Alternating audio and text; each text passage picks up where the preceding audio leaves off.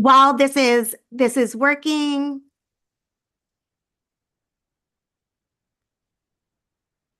if you want to put your questions, send your questions in. That would be wonderful. We'd love to hear them.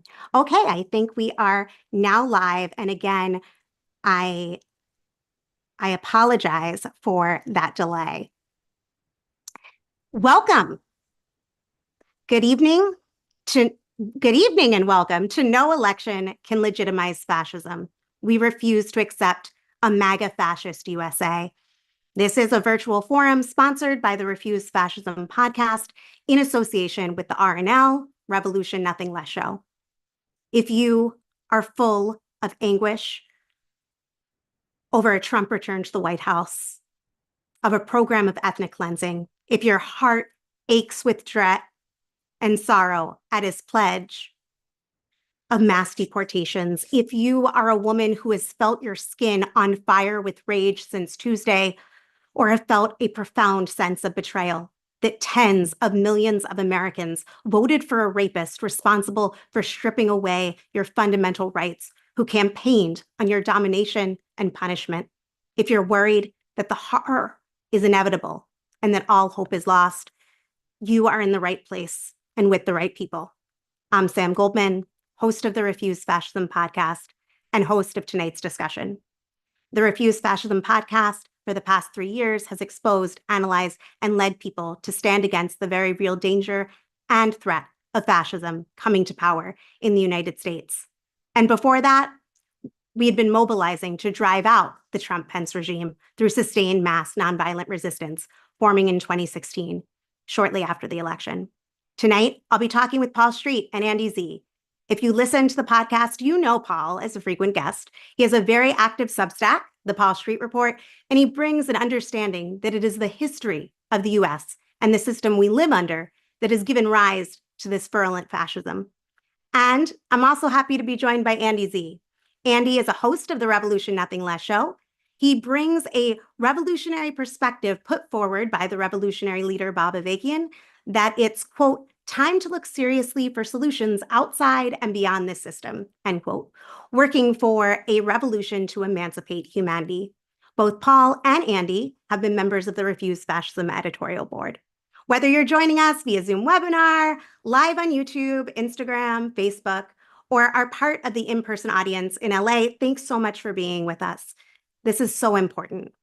And it's not too late to take a moment and invite others to join you. Just a few notes on the format. I'm going to say just a few words to get us started and then kick off the conversation with Paul and Andy. And then we'll be incorporating your questions. So if you're in Zoom, be sure to hit the Q&A button and post your questions there or put them in the chat and they'll go directly to us. If you're joining live via social media, you can put them in the comments. Same with on YouTube.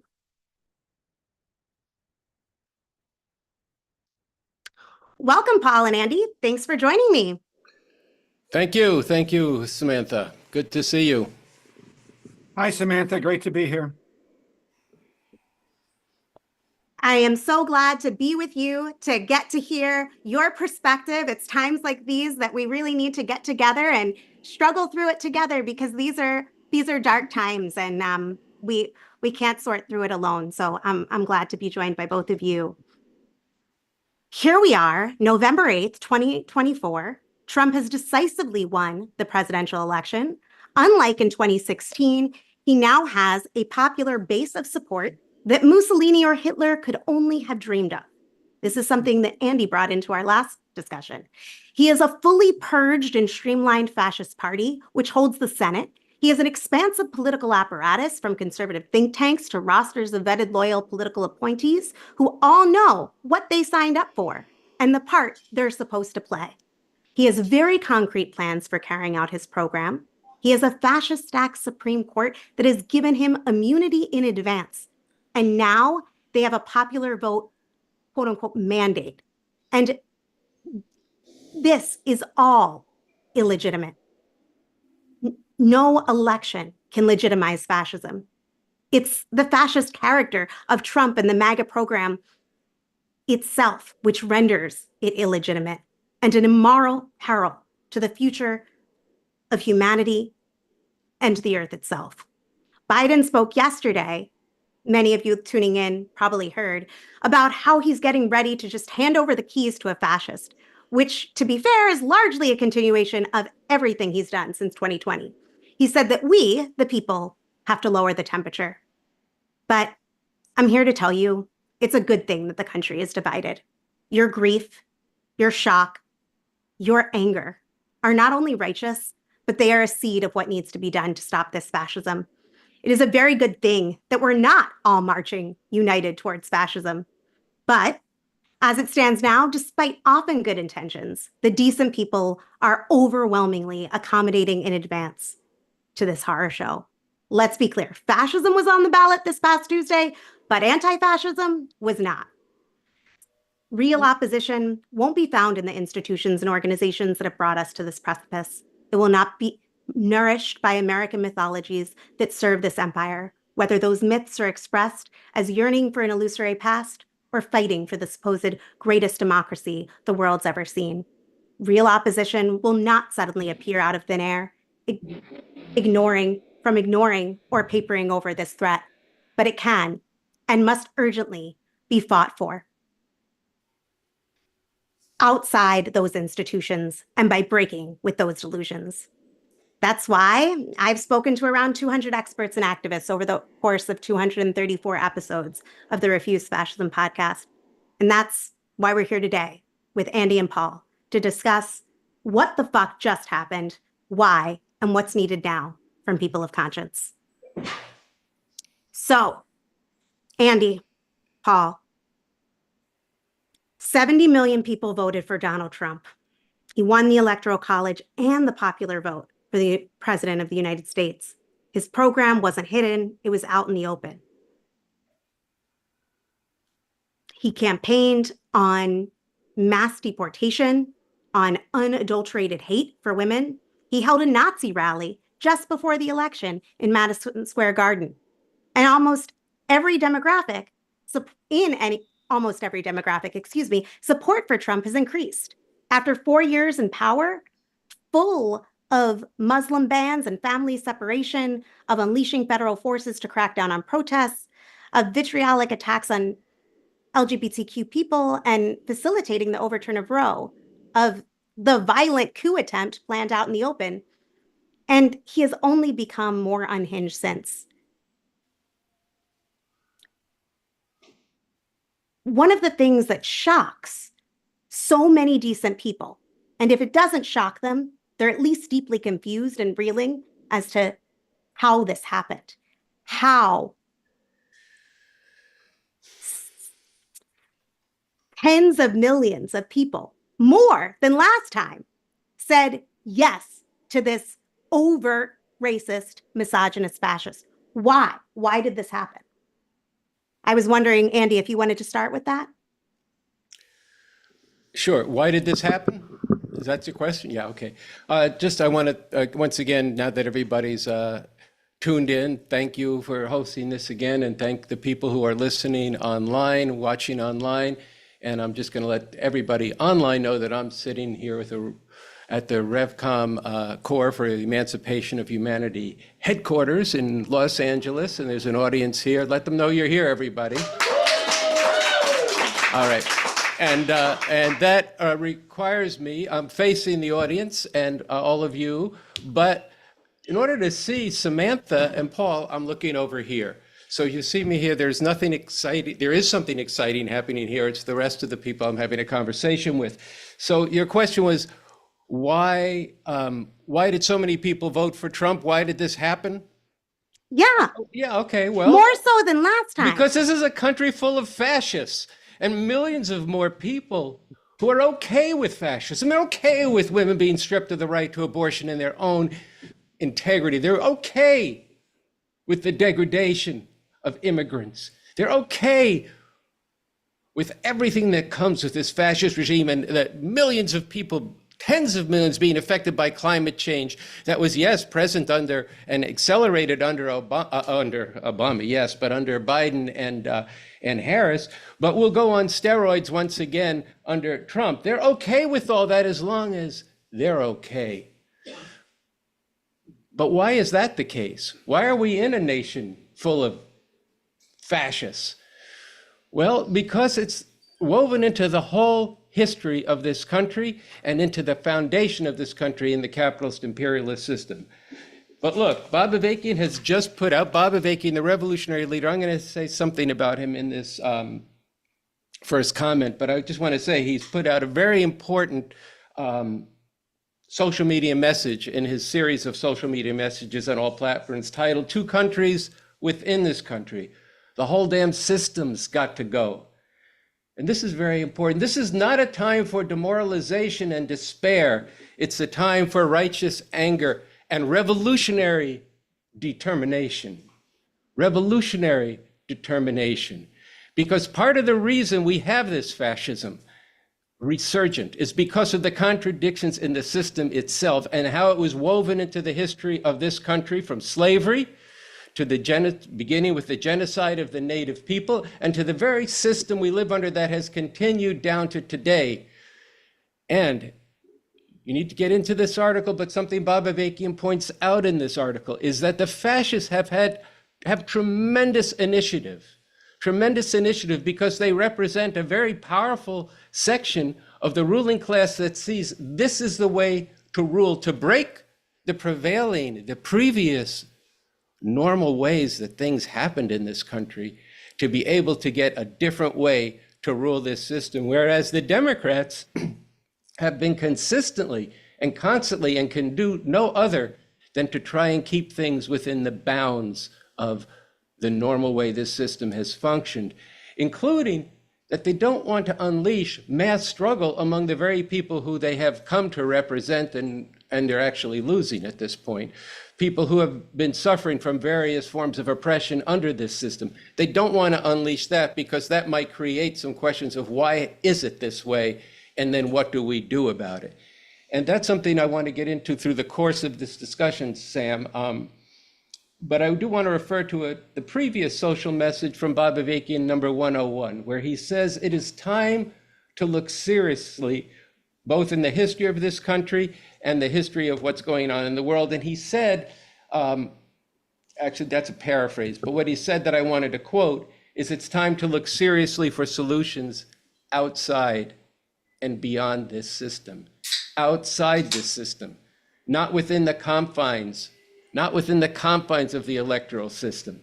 And look, I just have to stop right there for 1 second, if I could just take a moment. What are the people in that one country, not the fascist country, but the other country of people who want a decent future, who care about humanity to some extent, and maybe to a great extent in many cases? What are they being told? They're being told to figure out, why did Kamala lose? Whose fault is it? And they're also being told, let's get busy for the next election. This is a losing strategy, particularly in this time, and I'm not going to go into that right now about what has changed. Sam, you just did some of that. They're being told, if you don't like the candidates, run yourself. This is no answer.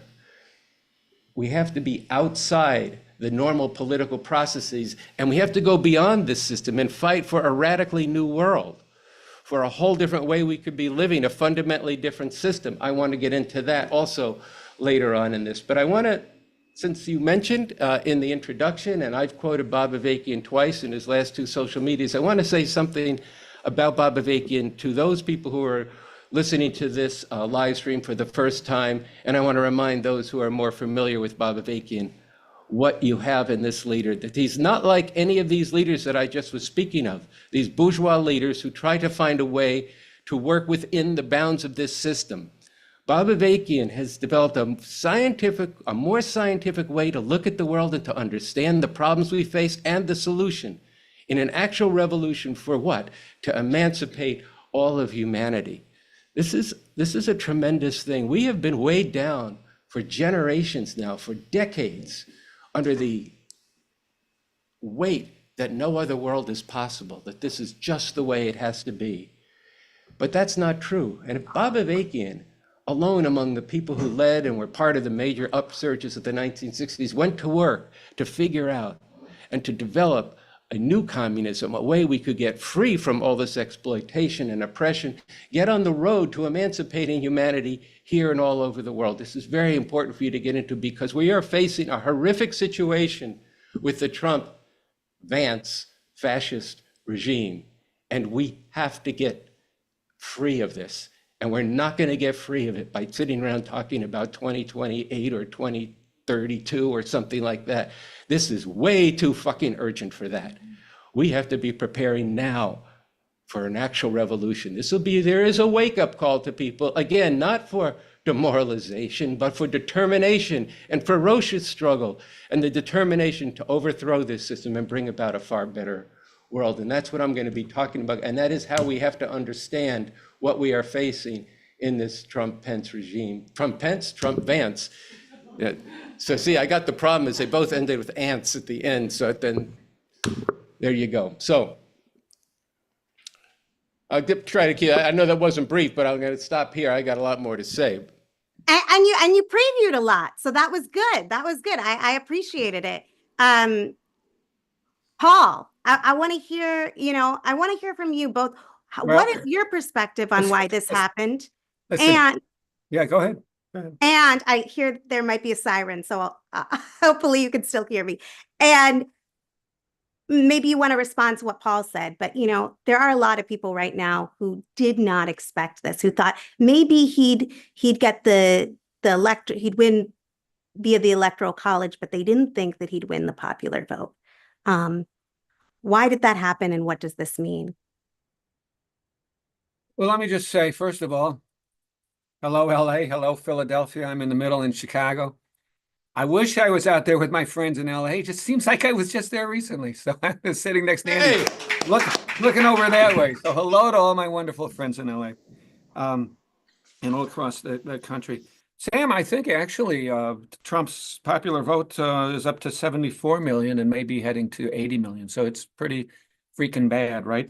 Why did all these people vote for a white supremacist, misogynist, fascist? Because white supremacism is alive and well in the United States of America. It's foundational to the country, and it has stayed intact, and it's risen and fallen, and it's back again today. The whole illusion that we'd gone beyond race under Obama was just this toxic delusion that was blown away almost immediately by the Tea Party, and then by the birther phenomena, and then by the Trump presidency, because patriarchy and sexism are foundational to this country and are alive and well and continue to this day.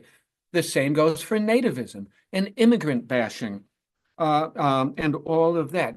That's why we've got tens and millions of race, white supremacists, sexists, and fascists in the country because of capitalism. Because of capitalism in a couple of ways. One, capitalism sort of wages this constant underlying, it's not simple and it's not mechanistic, but an underlying war on belief in democracy, and tends to create a context within which authoritarians naturally arise on the basis of profound inequality and the undermining of the constant undermining of the system's pretenses of democracy. And the system's constant generation of different crises that require government intervention, but without democracy, it's with authoritarian rule. And under capitalism, that's always going to be a right-wing authoritarian, never a left-wing authoritarian. But because capitalism as a system relies on white supremacism, appropriates it, transforms it, puts it to use for its own purposes. Capitalism, imperialism as a system relies on patriarchy and misogyny, appropriates it, transforms it, puts to its own uses. Capitalism, imperialism, a system relies on immigrant bashing and nationalism and nativism, appropriates them, transforms them, puts them to their own uses. We have an underlying capitalist system that can't let go of those things. That's dialectically bound up with those things.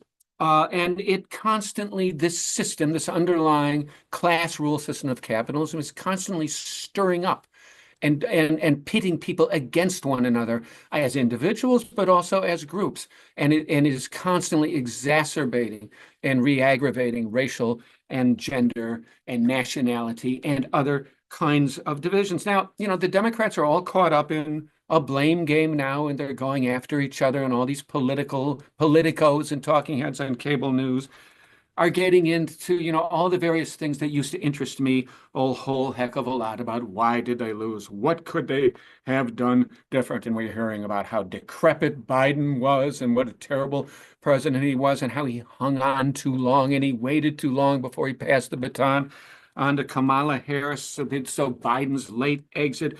We're hearing about what a horrible candidate Kamala Harris was, how she ran too far to the center. We're hearing from Bernie Sanders about the Democratic Party abandoned the working class, and now the working class has abandoned them, sort of almost as if the Republican Party now is a working class party, which it really isn't. And people are angry at then some centrists are angry at the Democratic Party for supposedly running too far to the progressive left, by which they mean identity politics.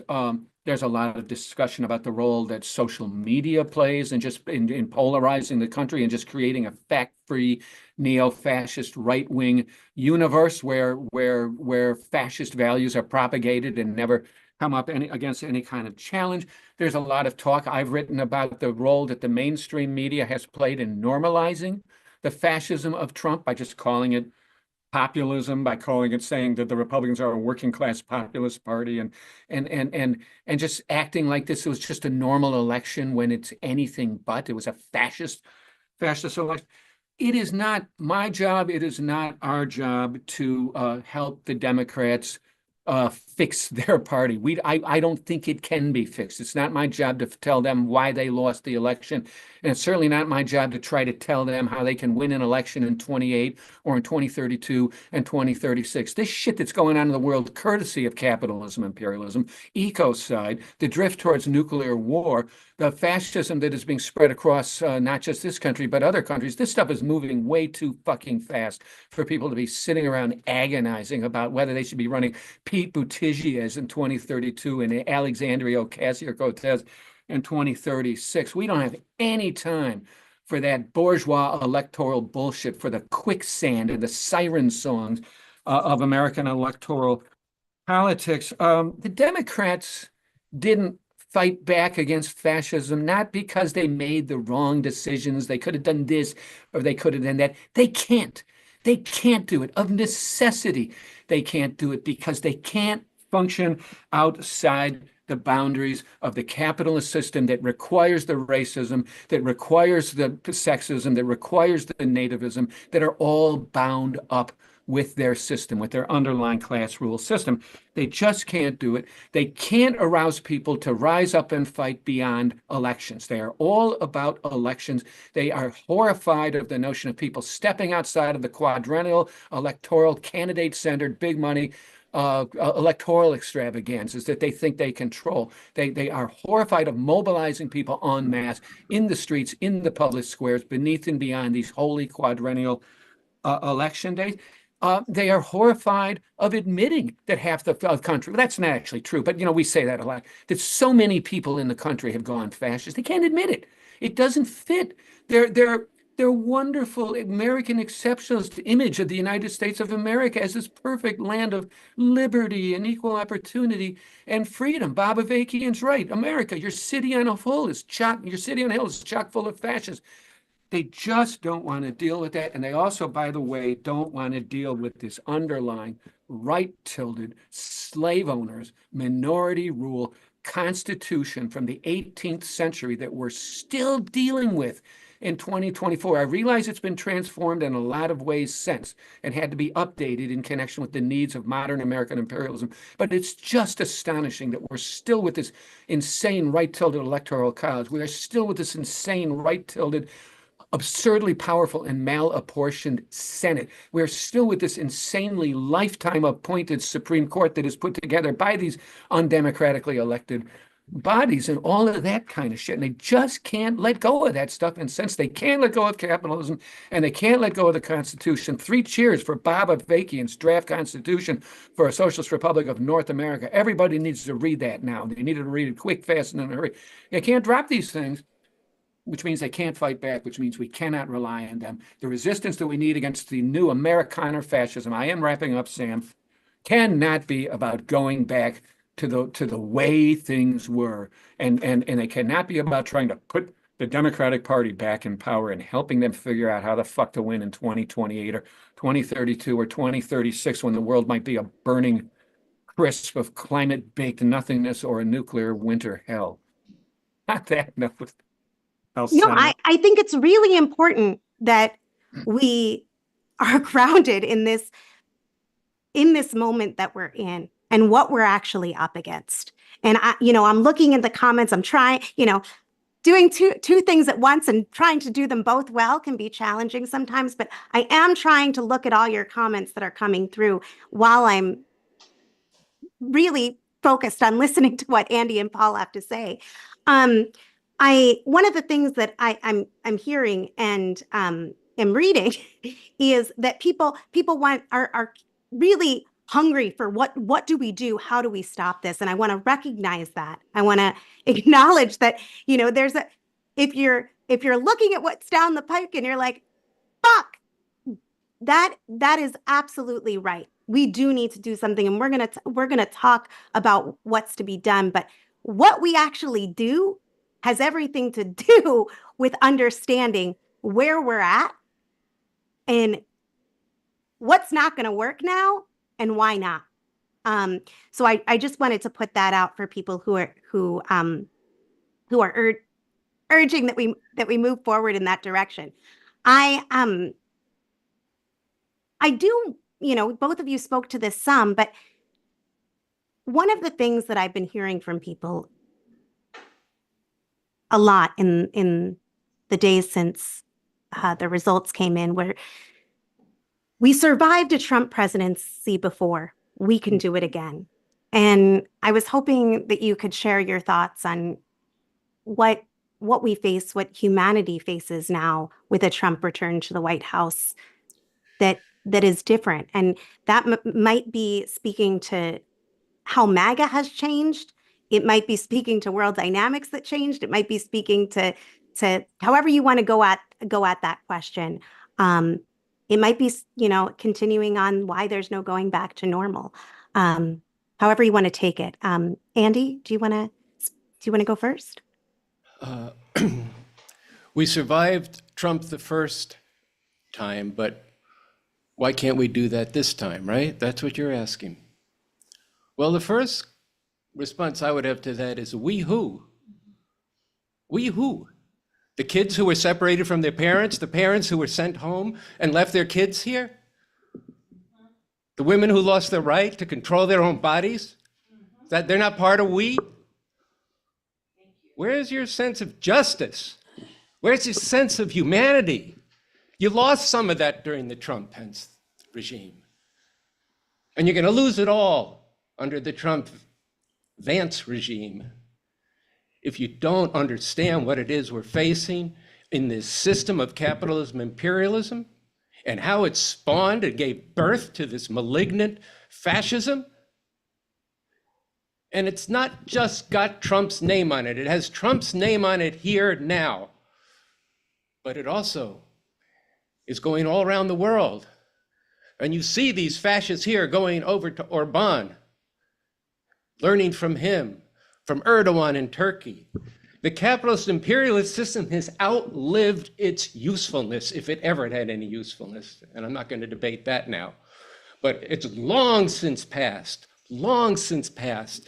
And it spawned a movement now around the world to tighten up, to dispense with any pretenses of rights of the people, to be able to enforce the dictates of capitalism, imperialism. Somebody wrote in the column I saw, well, wait a second, not all these people who voted for Trump are fascists. They're just trying to feed their families. They're hurting economically. Yes, they are hurting economically, but that is not the point. There's no way anybody who's halfway sentient, which means they can think and are aware, cannot know who Donald Trump is and what he does. They cannot know that he said, you see a woman walking down the street, And if you've got enough money and you're famous, you can grab them by the pussy. That's what he said 8 years ago. And everything since has made that seem like Sunday school. So you know what he is, and you're okay with that. Why? Because you're concerned with your own standard of living, but you're not thinking about all these other people and all these other people around the world. Look at your clothes, see where they're made. And just by the way, the reason you don't have the standard of living that you would like to have is because the workings of this system compels the capitalists to move that production overseas. And we don't have time for a whole discussion of this, but it is the workings of the system that sets everybody against each other. And then the capitalists themselves are set against each other. And that creates a society where people think things are just selfishness. It's not just selfishness. It's a selfishness created by the very workings of the system. And this, again, is where I wanted to drive you to look at the science that's been developed by Bob Avakian's being delivered in each of these social media messages. Like I said, I read from the title of number 102. This is really an extraordinary body of work. But are we going to survive this? That's all my first point. I'll try to be briefer. But the second point is you're not getting what you're facing in this fascism from Trump at this point. Sam brought some of this out in her opening. Paul spoke more about it. But we have to be very clear that when Trump came into power outside the normal channels and stuff, he didn't know how the system actually worked fully. He knew that he wanted to smash it and change it in a fascist direction. But he brought in people, and this gives you some character of the man. He wanted to have his generals, people who look like generals, and they would say sir to him. But it turned out that some of these people, vicious murderers in Iraq and in wars from Vietnam up to the present, but nonetheless, they felt that they wanted to stick by the Constitution of the United States, and they blocked him. That's all gone. That's all gone. All the guardrails are gone. He's put together over 4 years, while people were paying attention to the Democrats telling you how loony he was and this and that and getting all into personality questions. He put together an organization that's developed a full-out fascist program, and they're intending to do it. I just want to read you some things of what these people are saying so you get some idea of what's involved here. This is Steve Bannon says right after the election, right after he got out of jail, but after the election, Democrats and their institutions don't deserve any respect. You don't deserve any empathy, and you don't deserve any pity. You deserve what we call rough Roman justice, and we're prepared to give it to you. Nick Fuentes, a fascist leader, says to women, your body, my choice.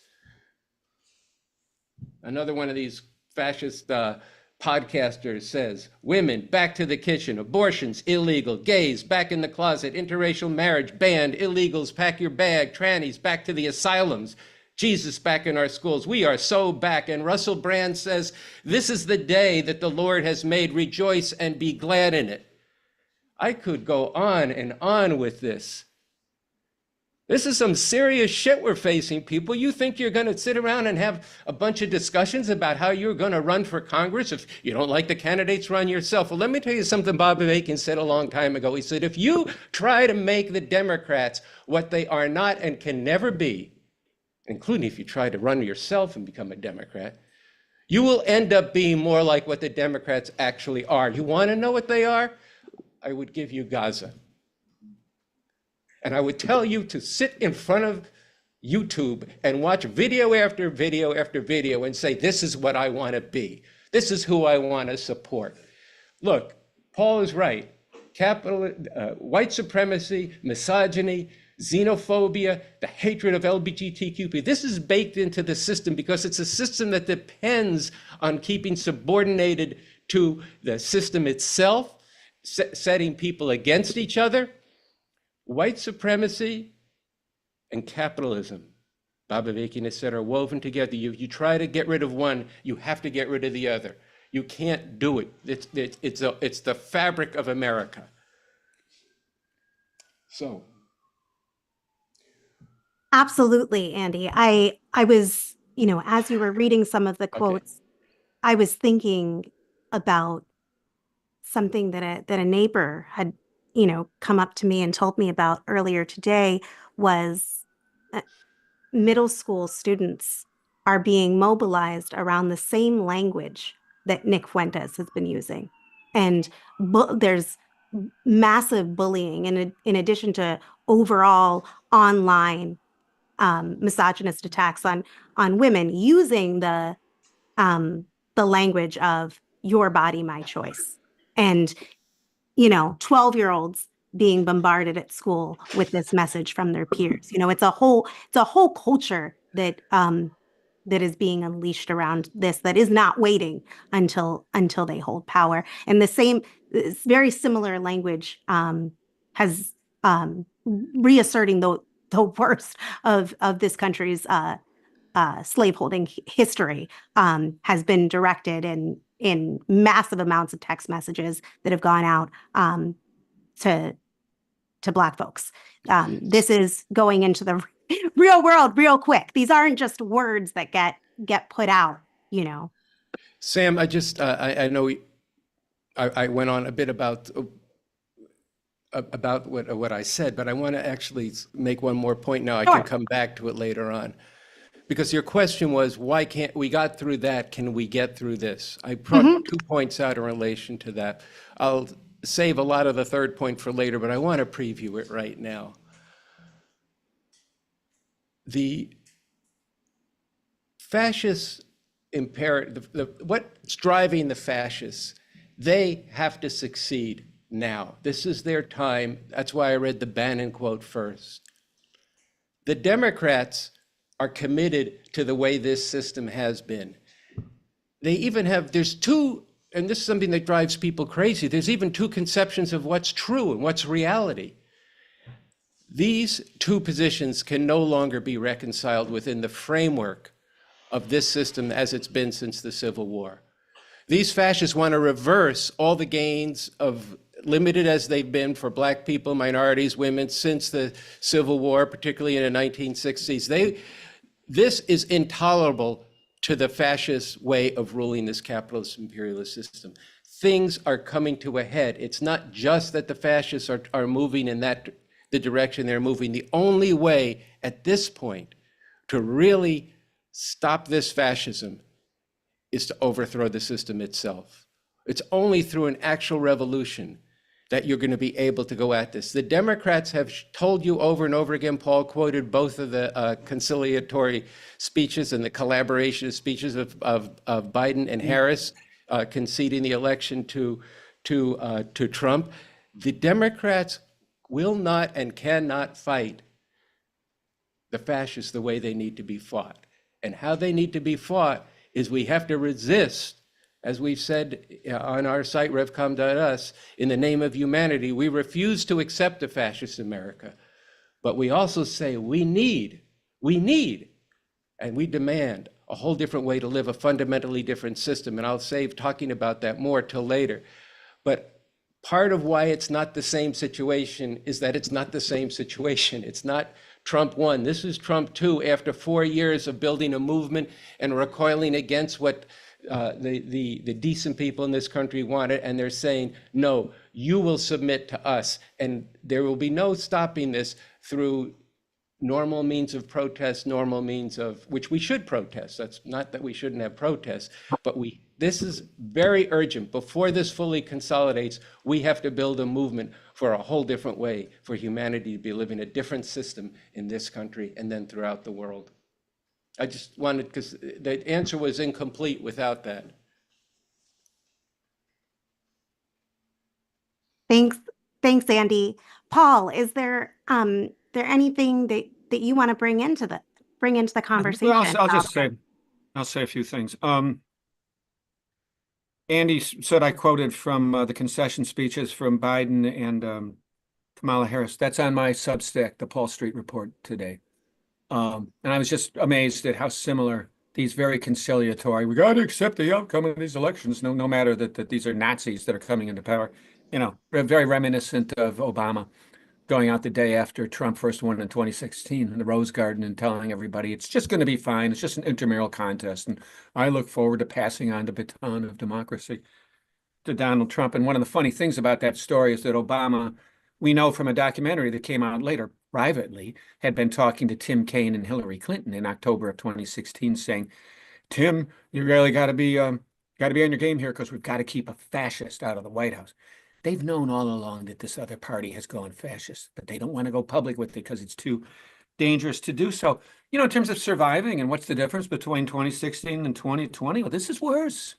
This is considerably worse. They've purged everyone else out of the Republican Party. The party is full MAGA. This time, Trump's coming in with a full panoply of right-wing policy organizations under the umbrella of the Heritage Foundation on board with a radical 900-page detailed blueprint for the Christian white nationalist takeover and makeover of American government and society. We're going to have full loyalty oaths and requirements for anyone getting in to the executive branch. They're going with something called unitary executive theory this time, which, by the way, the Nazis did in the 1930s, meaning that no part of the executive branch can be at all autonomous from the wishes of the dear leader. That's what unitary executive theory means. They have the trifecta. They've got the Senate. They're about to get the House of Representatives, so they're going to have all of Congress. They have a Supreme Court. There was a right-wing Supreme Court in 2016, but now there's a lot more of a right-wing, full-on Christian fascist Supreme Court that has gone full MAGA. And we saw that, if there were any doubts about it, with the July 1st immunity decision. That court gave Trump the green light to go ahead and run for president, despite the clear clause in the 14th Amendment of the Constitution after the Civil War that says you can't run if you engaged in an insurrection. We have 25, 26 red states, and they're redder than they've ever been. And they are little laboratories for Christian white nationalist neo-fascism, where they've been running bills against critical race theory and running bills against protests. And they've passed abortion bans in 14 different states. And Trump is talking. I had some lists. I had some notes here on all the shit he said, but let's not bother with that right now because we don't have time. But he is talking flat out Hitlerian this time more than any time before. I think the key phrases were saying that brown-skinned immigrants are poisoning the blood of our country. That's Mein Kampf talk. Clear the Marxist vermin out of the country. That's Mein Kampf talk. The biggest threat is the enemy within, the Marxists who are supposedly stabbing the nation in the back. That's Mein Kampf talk. He's just been openly Hitlerian this time. This fucking narrative about Haitian immigrants eating dogs and cats in Springfield, Ohio, was so vile. The animalizing of your racialized others, So, Noam Chomsky said we fought with Noam Chomsky, the academic Tony DiMaggio and I, all the way up through 2020 to try and get him to admit that Trump was a fascist. And he had these idiosyncratic reasons involving an over attachment to every aspect of classic historical 1930s fascism that was holding him back on it. But Chomsky said something very true, too, in January of 1920. He referred to Trump as the most dangerous criminal in human history. And he actually mentioned a number of things, but particularly the ecological agenda. This drill thing is an existential death sentence for humanity, okay? We are already nearing a tipping point of potentially irreversible capitalogenic, capitalist calls climate catastrophe. It's not clear that humanity can survive another Trump term. We may be tasked with Trump-Vance regime out now as an existential necessity for the human race. And before we go any further, I just want to read something in case I forget to, that came out that's a little bit related to the question of whether we can go back to the old ways at all. This will be very quick. But a comrade in Chicago sent me a wonderful quote from the radical Black visual artist Dred Scott. I want to read it, because if I don't make myself read it now, I may not remember to read it later. And I think it applies to what we're talking about. The problem, says Dred Scott, is not the election result. The problem is that people were voting on the best way to run an empire that is founded on slavery and genocide and based on exploitation and oppression. A choice between fascism and traditional Imperialism could never yield a result that is in the interest of humanity. The further consolidation of fascism in the United States will mean terrible things for humanity and many other species, key point, incidentally, and we must continue to resist it. But let us be clear, this whole election was part of the problem and can never be a solution to our problems. Not just the election outcome, the election itself. This choice between an open, malignant, sociopathic fascist on one hand and a genocidal imperialist, Kamala, go ahead and burn children to death in Gaza, Harris, on the other hand. When that's your choice, when burning children alive in hospitals is the lesser evil, then that whole damn system's got to come down. And on that, I will relent for now.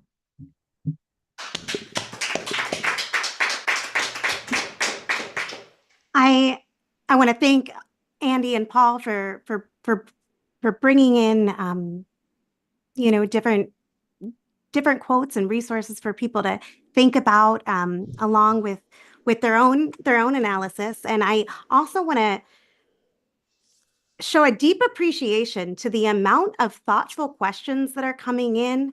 I'm so glad to be in this community with people that are thinking deeply and carefully and thoughtfully about what it is that we face and what must be done. And I was thinking, Paul and Andy, I'm going to ask one more question, and then I was going to bring in a lot of the audience questions. What do you think? Sounds good to me. Okay. All right, fine. So if this is a broad and basic question that you could take however you want. It's not so basic. Let me take that back. It's very broad. What can we actually do to stop this fascist threat with, I'm not I used to be a kindergarten teacher. As somebody who works with teachers who teach early childhood, you'd think my counting would be better, but I think that we're like at 71 days until Trump would return. Inauguration.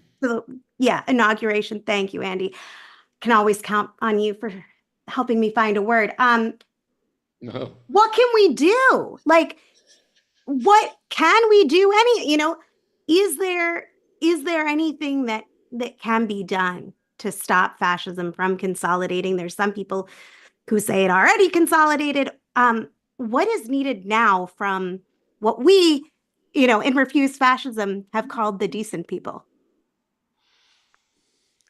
Well, we've, in the RevCom Corps for the Emancipation of Humanity, the slogans have been raised, and on revcom.us.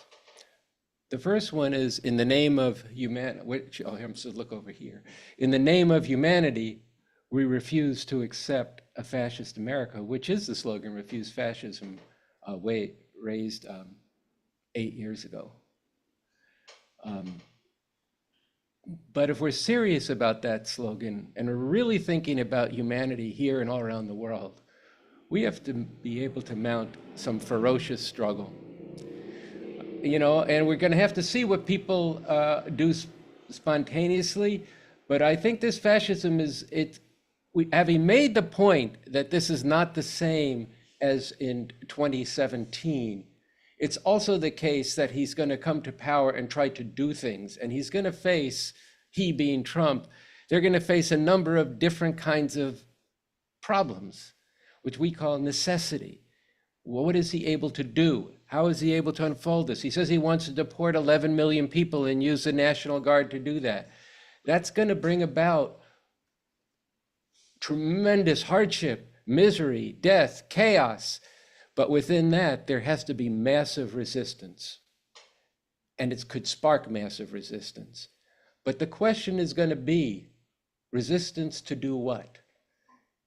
And you're not going to back fascism down. You have to defeat it. But you're not going to defeat it the way the Democrats want to defeat it, which is to restore the old system. This is too much. This society is too divided for that.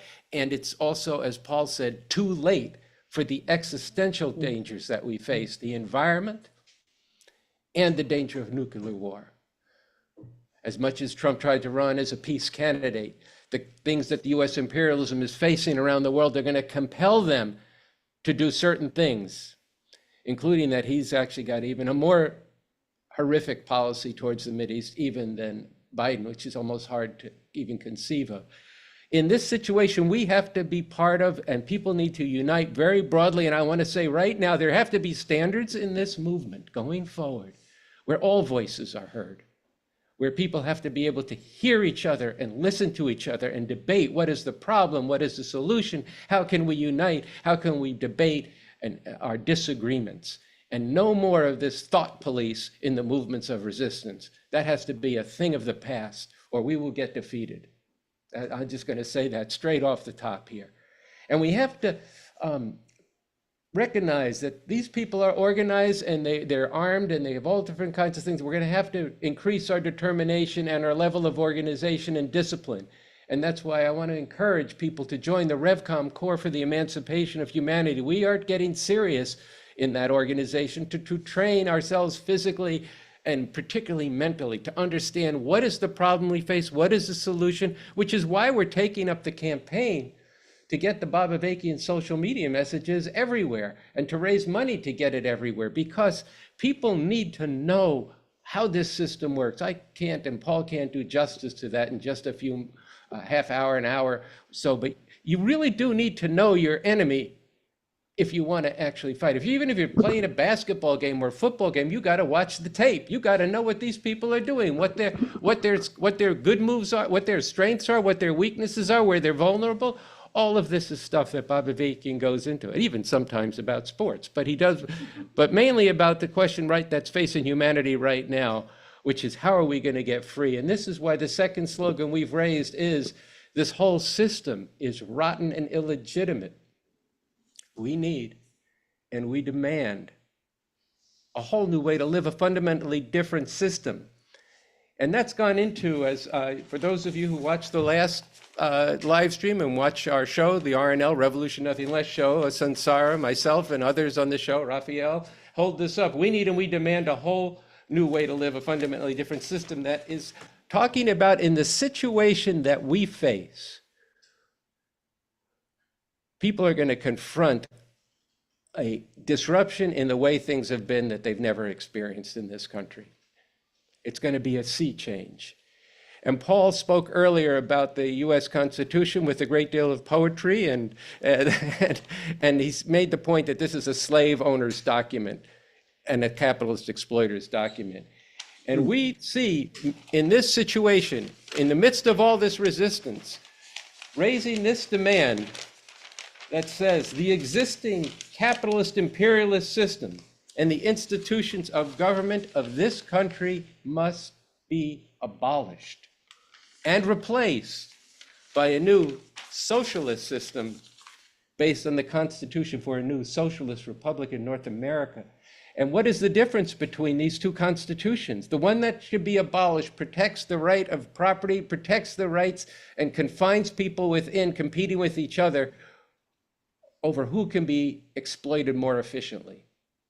It confines all the struggles within terms that actually work within a capitalist system, a system that is based on exploitation and oppression. The Constitution for the New Socialist Republic, on the other hand, that's outlined in 6 points in this brochure that I just laid out, talks about how this Constitution empowers the masses of people to go to work on overcoming all forms of exploitation and oppression. It sets a whole different way that elections take place, a whole different set of rights for people. The most important right is the masses of people having the right to have a real say over what kind of society they live in. Not every 4 years get to vote for which exploiter you want to head things up, but to actually be shaping the direction of society. And it has a lot of different principles in it. The right to dissent and also funds dissent, nothing that's even close in the US Constitution, let alone any other constitution, even in any other socialist country that's ever existed or constitution that's been written. It's extraordinary. You need to read this, as Paul Street said before. It also talks about in developing the economy, no economic measure may be taken that isn't ecologically sustainable.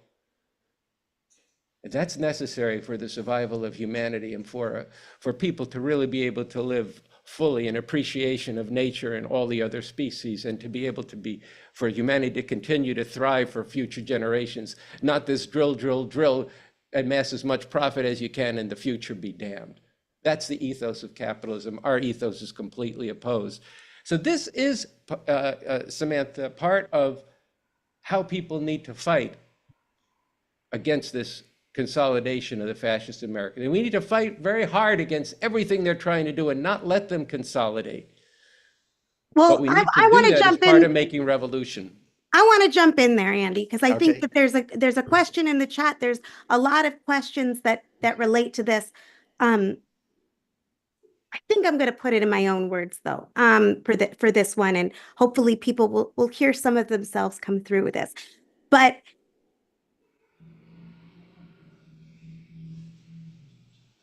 I think that people can hear what you're saying, and a lot of it resonates deeply, and then they think, he's going to take the reins of power in 2 months. How is it possible? You just said we have tens of millions of fascists in this country. And again, the majority of people don't vote. So it's not the majority of the country is necessarily fascist. But the majority of those who voted are. So you said 75 million, people thumbs up this. And you talk about them being a super strong social base. You talk about them, wanting to eliminate the rights of protest, to round up and put in camps people on day one. How are we going to do that? And related to that, what does this ferocious struggle look like? What do you mean by that? Well, first off, I wanted to come back to the fact that they don't have a big wide highway to do everything they want to do. Okay, it's going to take some time. And I think we should talk about the situation in this country, but I'll say that if you go to a historical analogy, even after Hitler was named chancellor, it took years for it to fully get consolidated. But there wasn't the kind of resistance. And a big problem that was faced was that what they called the good Germans, the people who I was speaking about earlier, who went along with it because they wanted to keep their thing together and didn't resist when they actually knew what, and they said, well, we didn't know, you knew. And believe me, all these people who voted, and I don't really want to argue whether it's a third of the country or 40% of the country. That's too many people. It's a lot of people, but there actually are more decent people in this country, and they have to be organized to fight against this and to understand why it is that this fascism has come about, what's the nature of the fight, and then to be and if there's a movement built for an actual revolution, that is going to create a lot of necessity, a lot of if we forge this with thousands of people soon, small minority thousands of people, it will create necessity for every other social force and class force to take that into account. Because what the people who are within the framework of social democracy, bourgeois, it's all forms of bourgeois democracy, it's all forms of little more say for some of the people under capitalism, they are going to have to respond to this. And what it's going to take to actually stop this fascism is going to be a ferocious struggle. And I think there's more of a basis in the situation today for people to recognize that. Whereas last time in the first Trump-Pence regime, there was a lot of fumbles by Trump. He did a lot of damage, as I said before, but there wasn't the kind of society-wide dislocation that we're already seeing under Biden and Harris with the Gaza war and the war in Ukraine. So I don't have a crystal ball as to how this is going to go. That was a big refrain in our last conversation. But you have to look at, the more we build a fight for an actual revolution, it's going to create larger fissures and a back and forth between many different class forces. And we have to understand that the forces of revolution have to seize political initiative to determine the direction of things. The terms can't just be, well, Trump, Vance have to go, and we want to bring back a progressive Democratic candidate, or some people are a more conservative Democratic candidate. No, there is a basis to unite masses of people behind the program. If they only knew what was actually in this Constitution and this pamphlet, I think there's millions of people who could get behind this demand. And that's going to be a process. And I can't tell you what the time frame is going to be. It'd be somewhat pointless to speculate right now what might happen between now and Christmas, what might happen between now and January 20th, what might happen between now and March 1st or June 1st. There's going to be a process that unfolds. Right now, we know, look, this was the worst possible outcome that we could have had. This was not good.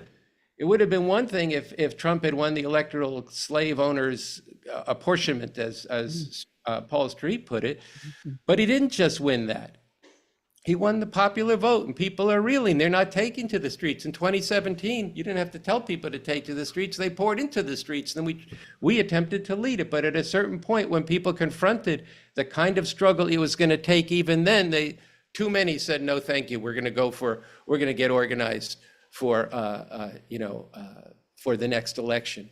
And don't worry, they're not going to overthrow Roe versus Wade. They can't do that. They're not going to do that. I know that it's a Christian fascist court, but they're not going to do that. We tried to organize struggle around that. We brought forward tens of thousands of young women and men to fight that. But the Democrats and all those NGOs who followed them and get their funding from them would not fight with us. And it passed. But we have to take the right lesson from that. When people faced the leak of the draft of the decision, that's when tens of thousands of people poured into the streets through some struggle and determined action on the part of the people who formed Rise Up for Abortion Rights, which included people from the RevComs, but also other people from different political persuasions. You have to imagine the kind of stuff that's going to happen is going to drive people to resist. The question is, what is that? Where is that resistance going to go? Is it going to broaden? Are we going to unite in that resistance to make it powerful? And are we going to build the forces for an actual revolution to transform that resistance into a struggle for political power? And that's something that I would urge people to go to revcom.us and get into a pamphlet called Building Up the Basis, to go for the whole thing with a real chance to win, a fundamental orientation and a practical approach. It's more than I can get into here, but there is an actual strategy. It's not a snap of the finger, and in any scenario, it wasn't going to be a snap of the fingers, okay? But we have to understand why only a revolution can resolve the problem of this fascism, and how there is a material basis, an actual basis for people to move from a position of political passivity or political allegiance to the system as it exists, as disgusted as they are with it, to a position that's a revolutionary position. And that can happen very rapidly. We saw much of that during Arab Spring in countries where people thought there would never be a revolutionary movement. The problem they had is they didn't have any revolutionary leadership. We have revolutionary leadership. We have a strategy. We have a leader in Baba Veki, and we can do this, but it's going to require us getting to lots and lots of people, uniting with them in struggle and bringing them into the ranks of the RevCom Corps for the emancipation of humanity, and broader forms of organization, fighting forces for organization that can then turn what is a various crises that emerge, including over maybe constitutional crises, into a revolutionary struggle. Now, this is, I'm trying to compress an awful lot of stuff into this, but I think this disbelief in the possibility of radical change needs to be shattered by the radical change that just happened with the election of Trump and the election of by a majority of people. Okay, a lot of people voted for him. That's a radical change. That should be a wake-up call to people. You didn't expect it. It happened. There's other things that are better that are unexpected. That's what, and that's not just wishing for it, but it actually means working for it right now and getting off your behind and getting out there and going to the social media of Bavavaki and reading it, going to revcom.us, checking out the Revcom Corps for the Emancipation. And in that way, we can start to forge the kind of forces that can make a revolution. Anything else, anything less, is not going to defeat this fascism. But that doesn't mean, Sam, that people shouldn't be out in the streets right away to be fighting on various things they're going to do, or even overall. I'd be thrilled if people would take to the streets right away, and we should unite. There's some protests called, but they're kind of protest as usual to prepare for the slog of the next election, from what I've been able to hear so far in the discussions that have been held online. We have to, there's people who want something better than that.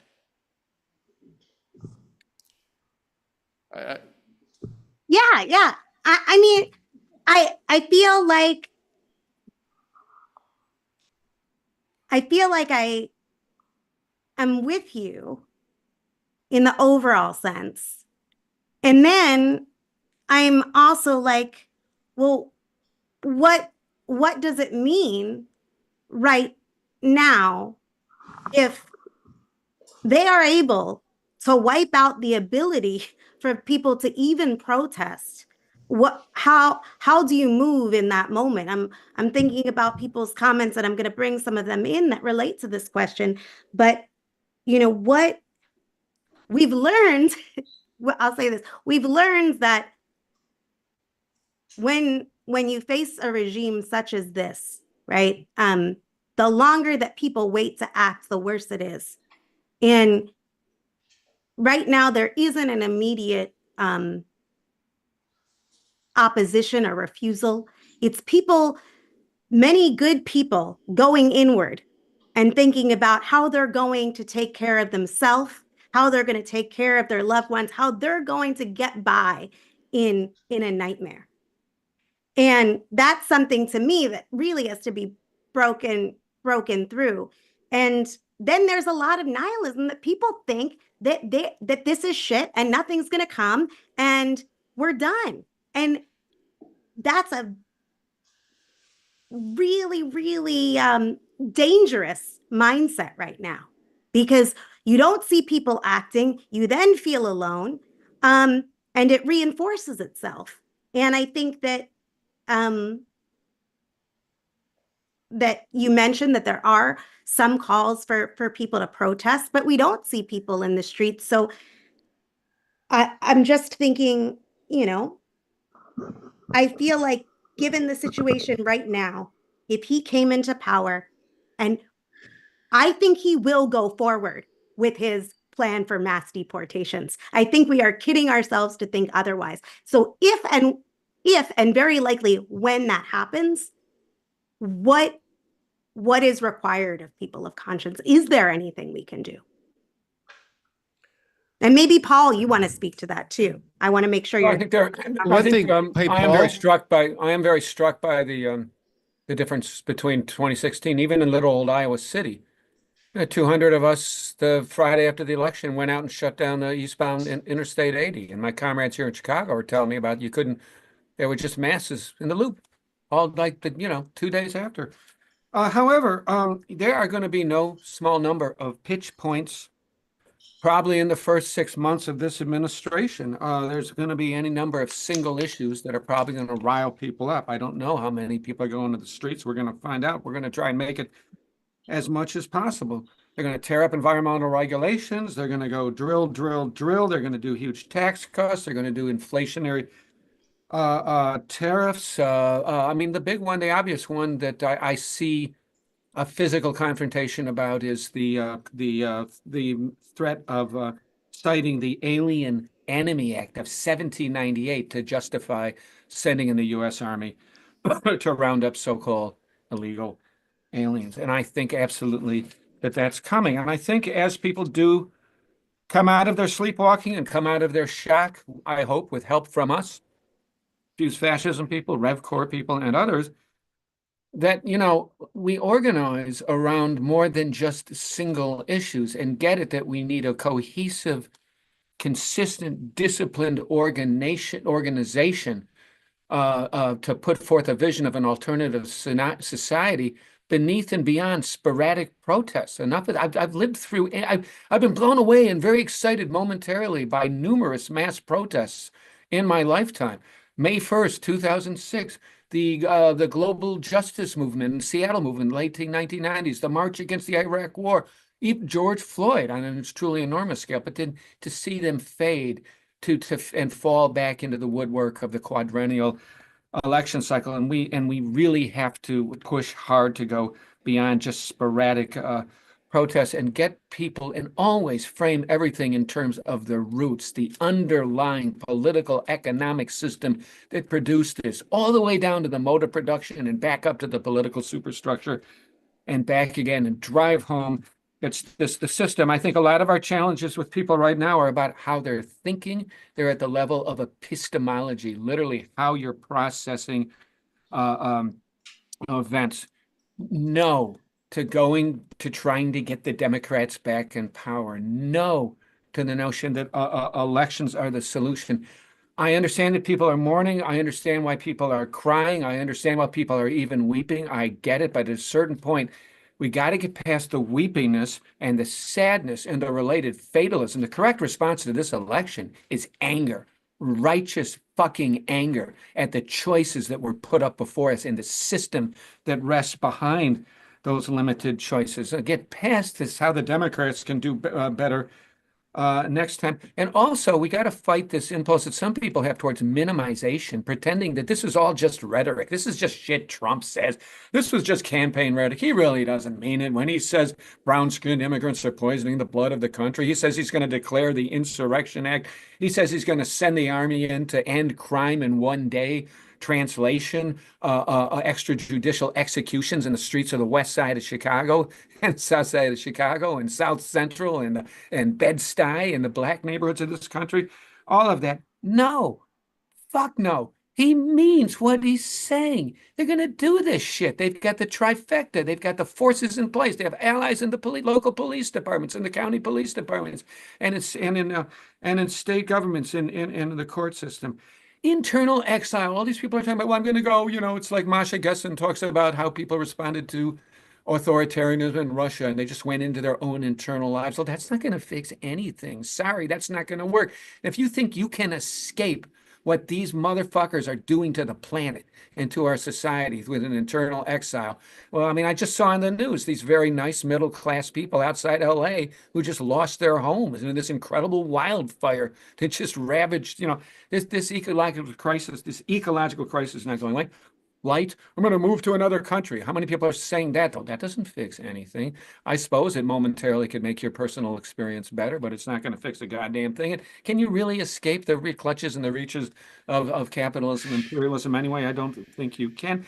And then waiting around for labor, and we're going to wait. Someday the working class is going to rise up, and all this talk about trade unions, and we'll get some collective bargaining agreements, and somehow the UAW is somehow going to turn into a radical leftist organization. I don't think so. I did a piece years ago called The Lame Left, 17 Afflictions, and I went through all these mindsets, identitarianism, trade unionism, economism, localism, fatalism, pessimism, direct servicism, anarchism, revengism, and all of that.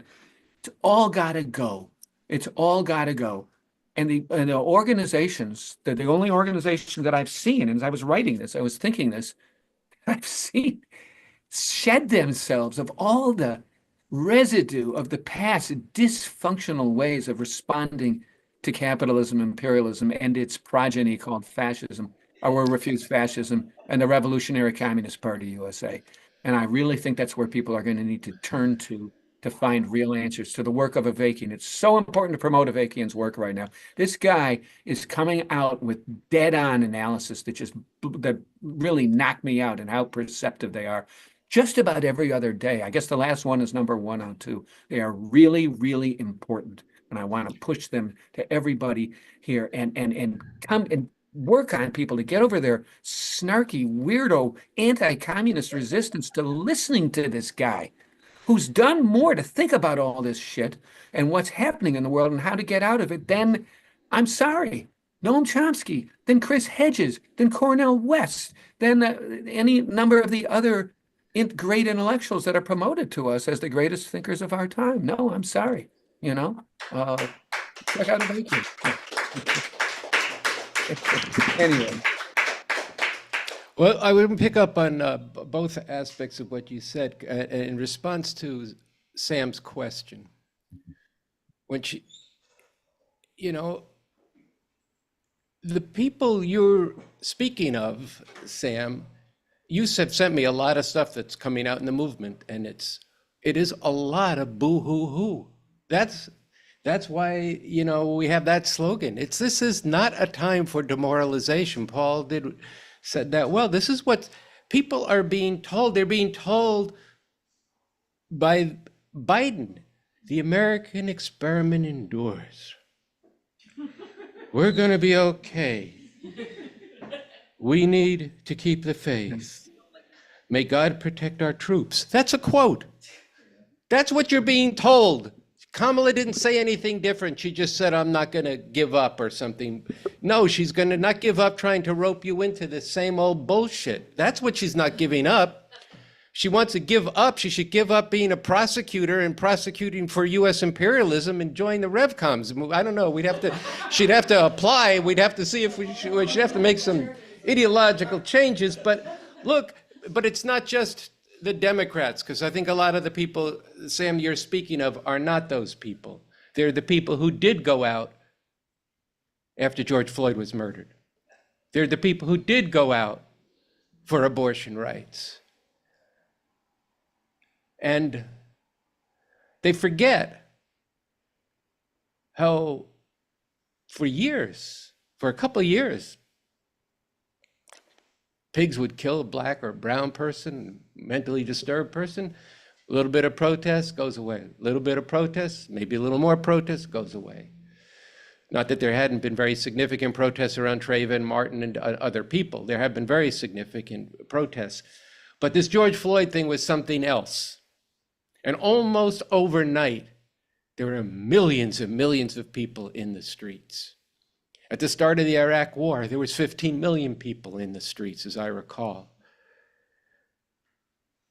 One day, not in this country, in a country in Northern Africa, Tunisia, in a small city, a peddler doesn't get his license, he sets himself on fire. Within a week, the whole Arab world is in flames and people are out in the streets, but they didn't have the leadership they need. This is Paul's point about the BA social media. See, because what happened is they didn't understand they were up against a system and that the army was the key enforcer of that system. I'm going to this historical analogy because I think the tendency and the training people get in the social movements in this country is you fight small bore battles in a small way or even a big way, but you never question the whole thing. Or if you question it some other way in some academic setting. The time has come when the system can be put in the dock, can be put in the crosshairs of the masses of people's interests, because it's objectively there. It's not something it is something I want to happen, but it's objectively there. There's a fascist regime that has taken power. And it's been, this is, you know, even a New York Times columnist, Peter Baker, has said, this is a societal change. This is who we are. Well, again, we who? It may be who you are. You may be so enthralled with this system that you're willing, like Biden and Kamala, to say the system endures. I say the time's up for this system, and that's what we're saying. And we need to get organized to make it up for the system. And that is something that's on the docket. There's no crystal ball as to how it's going to develop, but I will say this: it's not going to happen without people understanding the nature of the problem they face in the system itself, how the political setup, which is what Paul and I have been trying to talk about, enforces that and reinforces that system. But it does enforce it, and yes, they'll enforce it ever more brutally. Trump said, "Why can't we shoot people?" During the George Floyd thing, he wanted to shoot people, and they restrained him. They may not restrain them this time. But that's not a reason not to fight. But it is a reason to fight to get rid of the system and to do it smartly and with organization and a sense of the value of people's lives. This is another problem that we face. We need a movement, as I said before, where there's standards where we are listening to each other, but we also need a standards that say we're not going to fight the way they fight. And I'm just going to say, Bob Avakian has, one of the things that he's done is he's gotten rid of the poisonous notion that exists broadly in the social movements, broadly in some of the liberation struggles in the 60s, and in the communist movement. He said, we have to get rid of the poisonous notion where the ends justify the means, where the revolution is just for revenge. We have to fight, and we do have to fight, and it's going to be a real fight. Nobody's pulling wool over anybody's eyes as to what it's going to take. We have to fight with the understanding that this is not for revenge. This is for all of humanity. And we're going to fight with the ethos and the morality of the world we want to bring into being. And there is a way to do that, which is why the Constitution that we talked about before, Paul brought it up, I talked about it some, is not, in the future socialist state, we're not going to have nuclear weapons because they're crimes against humanity. When we cry crimes against humanity in a relationship to Gaza, that doesn't mean we get to commit those crimes against humanity for our side. We have to fight in a different way. So right now, Sam, to answer the question of what do we do and how's it going to happen, I can't say, nobody could say exactly how it's going to go down. But I will say this is not a time for crying. This is not a time for boo-hoo-hoo, self-care and all that. I mean, yes, no, people shouldn't run themselves into the ground, but they should, this is a time to get very busy. Yes, less sleep. Yes, less self-care. Okay? Because you got to care about humanity right now. It's time to get organized. It's time to get serious. It's time to get into understanding the problem and solution in a scientific way that Bob Avakian is bringing, and that the RevCom Corps for the Emancipation, we wrestle over. It's not like this is, oh, Bob Avakian says that everybody says yes. Every morning people are having discussions on Zoom calls in person, trying to wrestle with it, raising their questions, raising their disagreements, deepening their understanding of what he's developed. But we are beginning to go forward in an organized way. Now with hundreds, it needs to be thousands and then tens of thousands. And very soon, we face an existential crisis in this country with this fascism. And so it's existential in that we have a shot. We'd still have a shot at making a revolution. Maybe it's turned out a little more difficult. It's turned out a little more difficult than we anticipated, or we thought was one of the possibilities that could have come up with this election. But we still have a situation where the ruling class of this country no longer rule in a unified way and in a way that the people of this country have become accustomed to. That is an opening that the people can seize. And we have to get to a point where people see that there's a really hopeful, beautiful way we could be living in a different society, such that their disgust and anger and hatred and upset over the way things have been and the possibility of something better outweighs their fear of repression.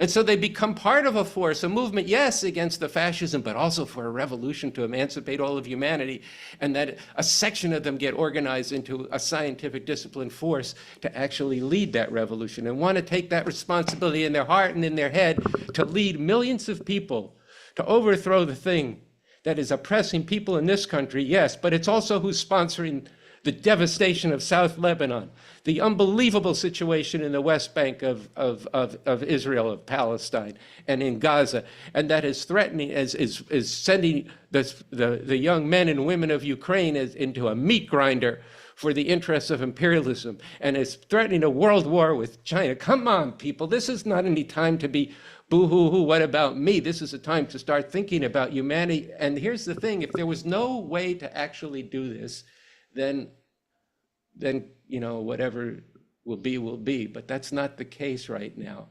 And too many people, as Paul said, are ignoring this through all this bullshit of a cult and this and that, and just covering their ears, covering their eyes, and as one of our comrades said, they hurl the word cult as a get out of thought free card.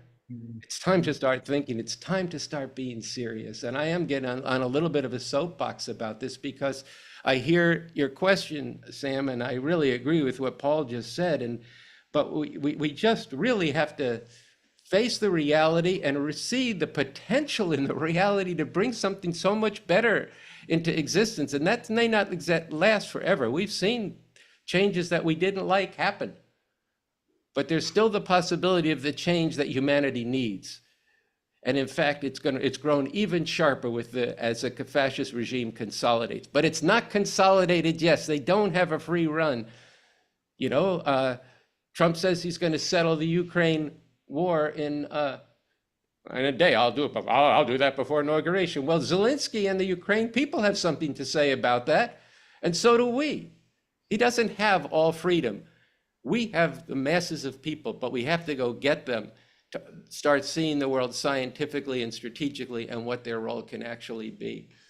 So that's. I'm going to jump in. I don't want to cut you off, Andy, at all. No, I'm done. I'm done with that. I just, I'm looking at the time. I'm looking at who we still have. There's a couple questions that I want to bring forward here. I want everyone to know, like, your questions are so rich and so helpful and part of really informing what I'm going to speak to, what I'm going to work on the podcast. And I'm sure that the RNL show will be looking at and be interested in speaking to some of these questions as well.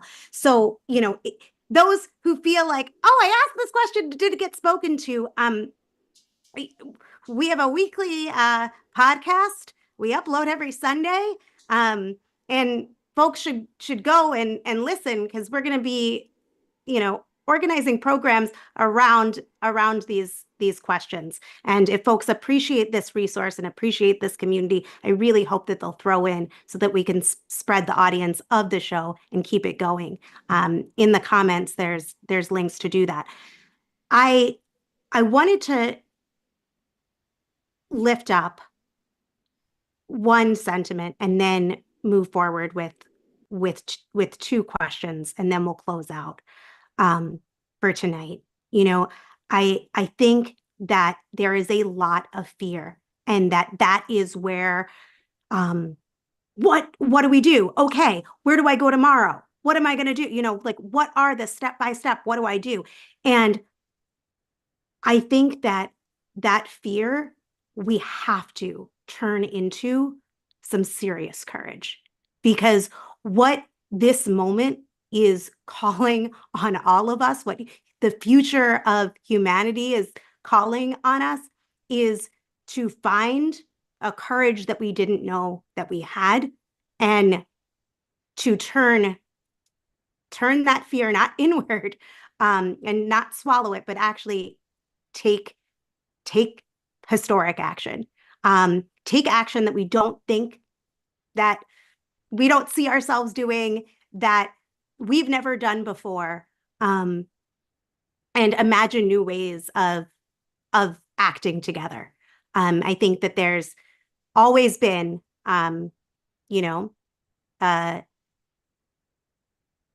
deprived imagination on the part of Americans on how we make change and what we do. And this is a time to break through a lot of that. And okay, Sam, well, what do you mean? What I mean by that is we're going to need to do things like actually put our bodies on the line. People asked in the chat, am I talking about armed resistance? No. What I'm talking about right here in that situation is that you see trucks going to round up people in your neighborhood, you're blocking that from happening. Like, just as a concrete example, we're going to need to find to find each other. Um, and part of how we find each other is we shift very quickly out of accommodating to a notion that we're going to live in a country that has a program of ethnic cleansing. Stop conciliating with the fact that women are subordinate, that are only baby making machines or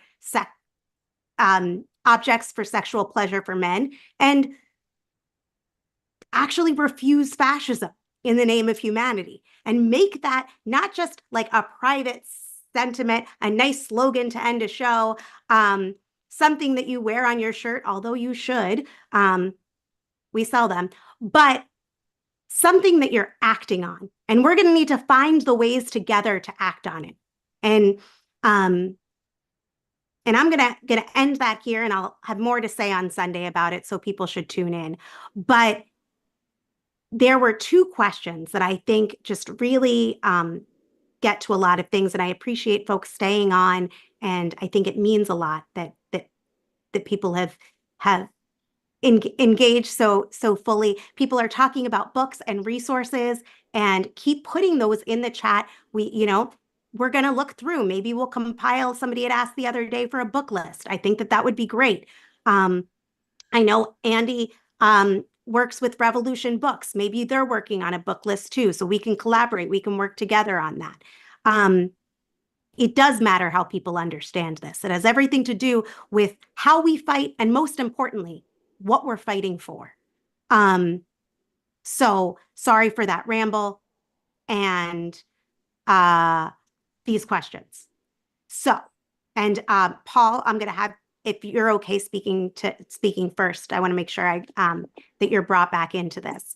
And if there's anything else that you wanted to speak to, I don't want to limit you to these questions. But the first question was somebody who's watching on Facebook had written, wondering your thoughts on this. It's a quote from Tom Nichols.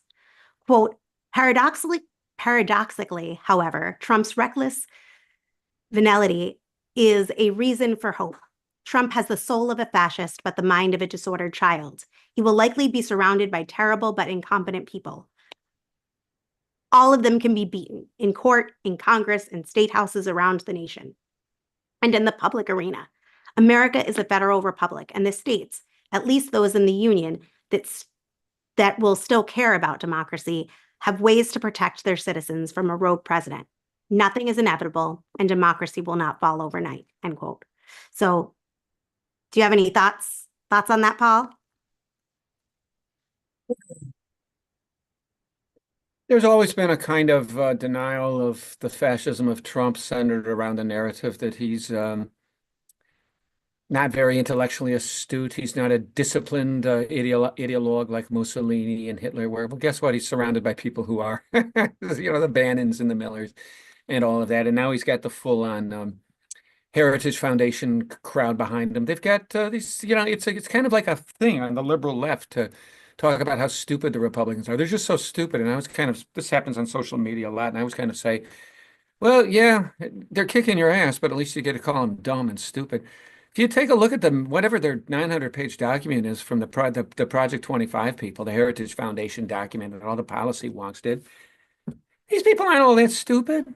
And I'm not even sure how venal all of them are. They're committed right-wing ideologues. A bunch of them are graduates of Harvard and Yale Law. They can string some sentences together. They know what the fuck they're doing. They're just evil. They're Christian white nationalists who are just strongly committed to rolling back the clock in this country and building a fascist America. So, we shall see. We shall see if anywhere that Trump's venality and corruption trips him up, well, we're going to want to take advantage of that. Of course, in terms of the states, I would really caution against this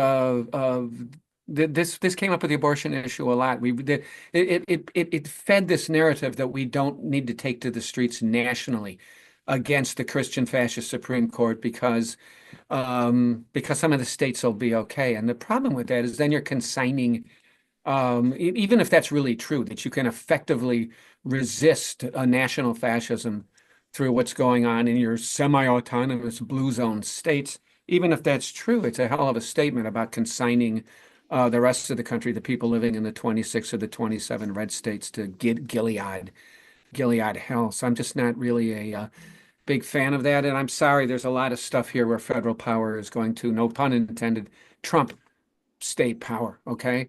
I let Pritzker here in Illinois. He's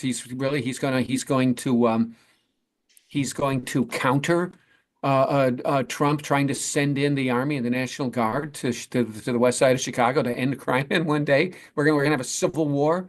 We're gonna Pritzker and what's his name out in California and what's her name out in New York. These governors are what they're what, should I enlist? Do I need to go to the enlistment station and enlist in the new Union Army being led by our blue governors? I don't think it works like that.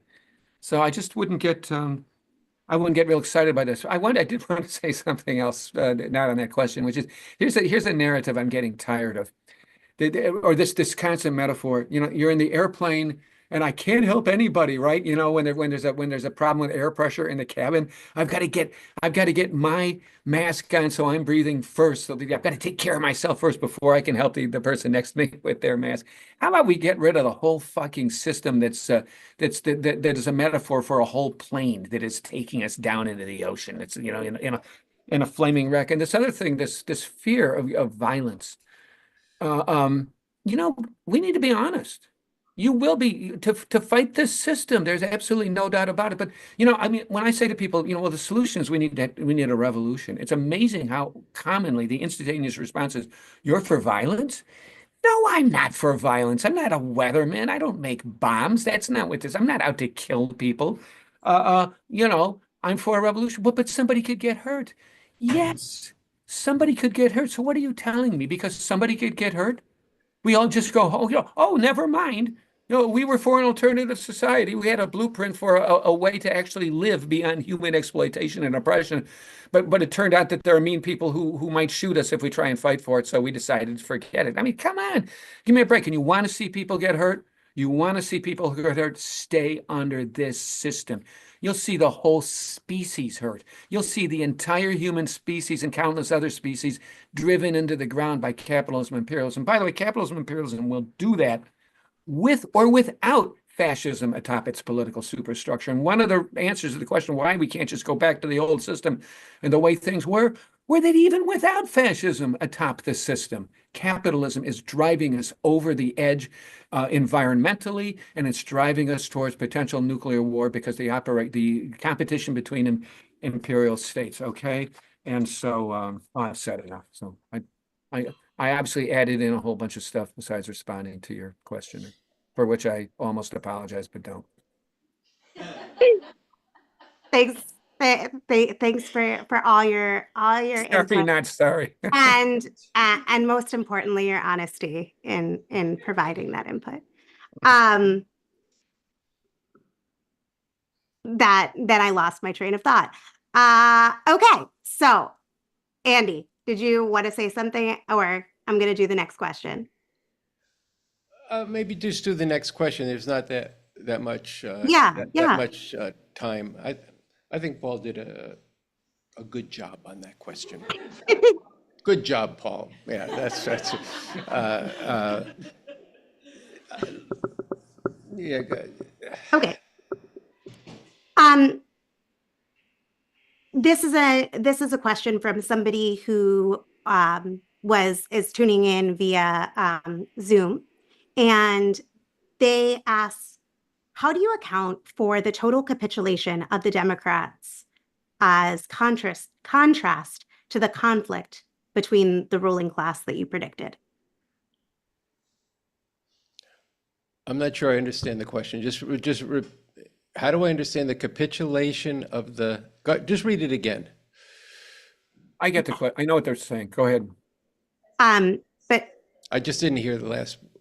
Just say sure. it one more time. Sorry, I'm now finding it because it dropped down again. How do you account for the total capitulation of the Democrats as contrast to the conflict between the ruling class that you predicted?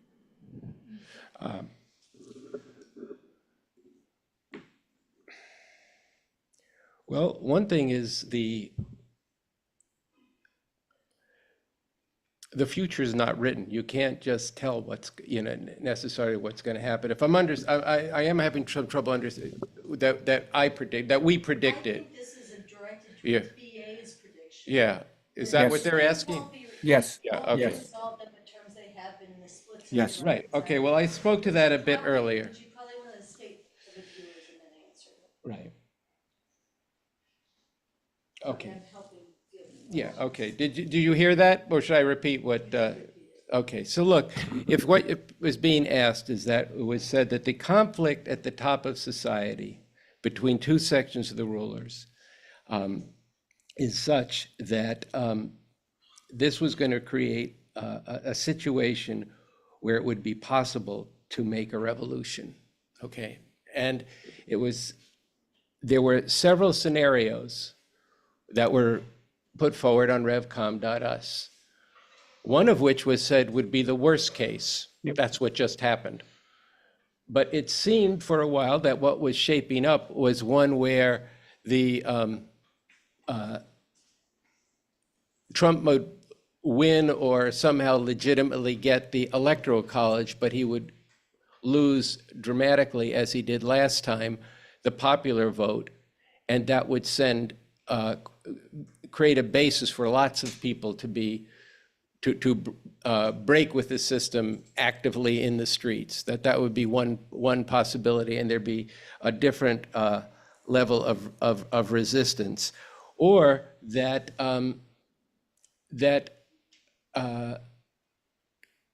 in the event of Kamala Harris winning, that the Trump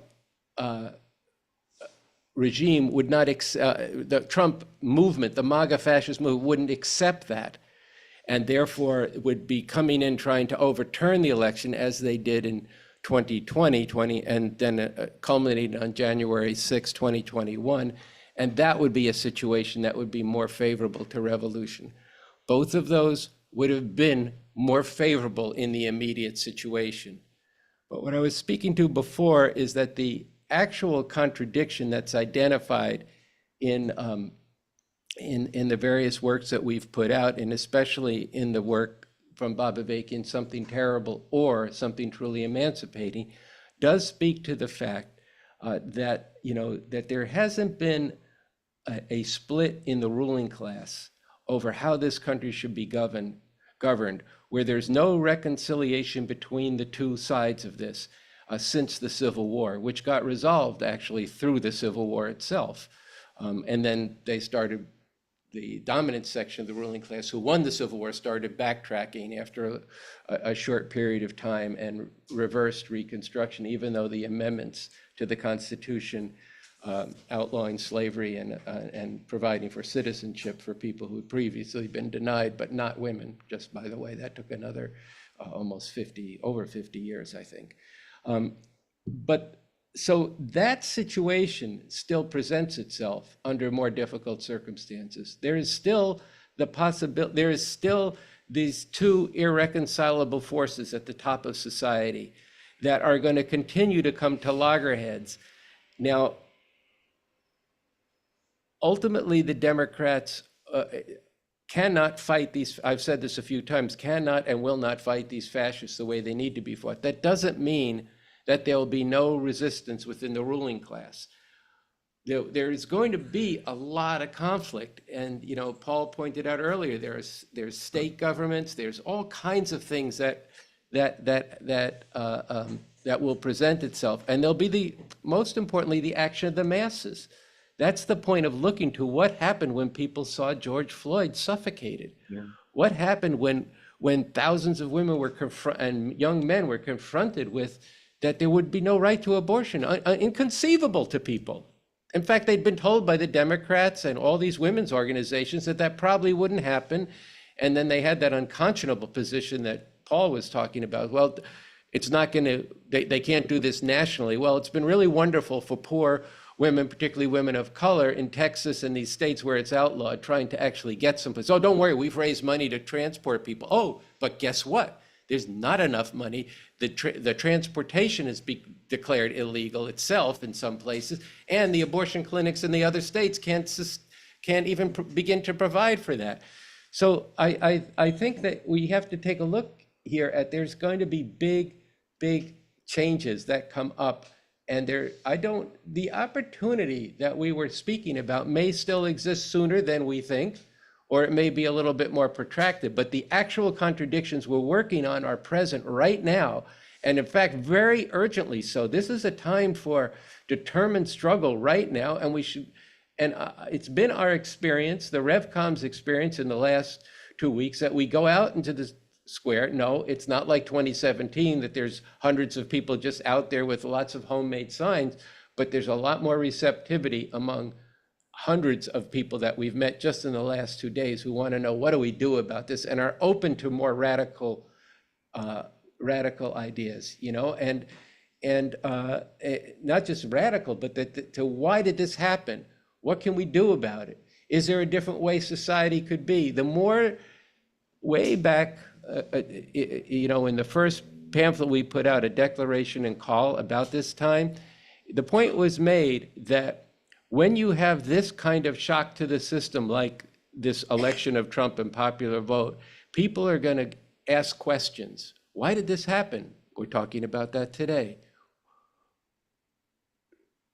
Was there anything that could have been done about it? You just asked that, this person's asking that question. Does it have to be this way?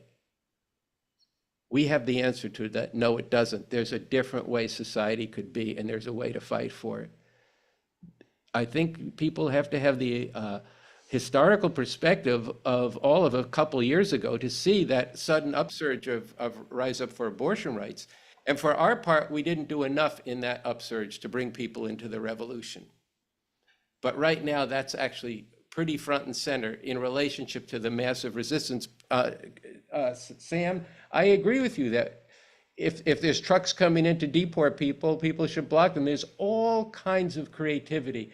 I have no doubt, actually, that the masses of people, when they rise up, have all kinds of creativity of ways to resist.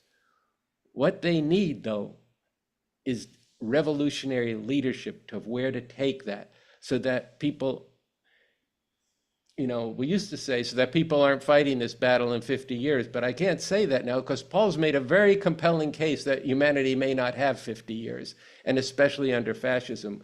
Trump did say to the Christian fascists who are actually at the core of this movement that vote for me and it'll be the last election you have to worry about. And I think you should take him at his word. This is a fascist regime.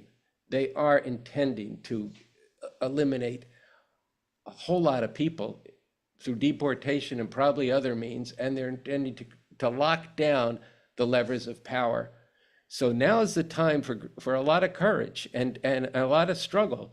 And there is a way, there is a strategy for this, and you don't know it. You need to now, but you can know it. You need to really support this campaign to get this Bobavakian social media out to people.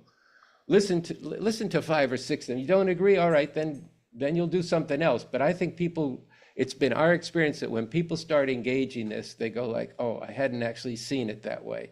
Oh, man, I never thought of it like that. I didn't see what really is going on. I didn't see beneath the surface. And people don't even realize how much their thinking is determined by what they hear on social media, what they hear from the politicians, what they hear from just the way life is under this system. That's all being disrupted right now. And this is a time that we have to seize. So I wanted for us to talk about,